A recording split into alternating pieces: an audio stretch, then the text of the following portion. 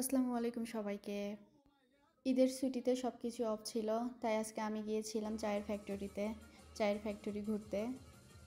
দুঃখজনকভাবে এই সময়ে চায়ের ফ্যাক্টরি সব কার্যক্রম বন্ধ থাকার কারণে চায়ের পুরো প্রসেসিংটা দেখতে পাই নাই।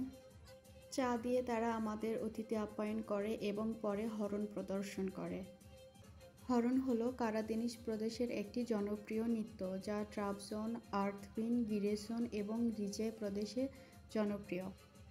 হরণ হলো তুর্কি সংস্কৃতির অন্যতম প্রাণবন্ত এবং শক্তিশালী নৃত্য, যা দ্রুত পদক্ষেপ, সিঙ্ক্রোনাইজড ফুটওয়ার্ক এবং চঞ্চল ছন্দ দ্বারা চিহ্নিত। হরণ শব্দটি গ্রিক শব্দ খরচ থেকে এসেছে, যার অর্থ হলো নৃত্য। প্রাচীনকালে কৃষক, জেলে ও পাহাড়ি সম্প্রদায়ের মানুষেরা একত্রিত হয়ে এই নৃত্য পরিবেশন করত, যা তাদের মধ্যে ঐক্য, শক্তি এবং আনন্দ প্রকাশের মাধ্যম ছিল। এটি আজও কারাদেনিস অঞ্চলের বিয়ে, উৎসব ও বিশেষ অনুষ্ঠানে ব্যাপকভাবে পরিবেশিত হয়।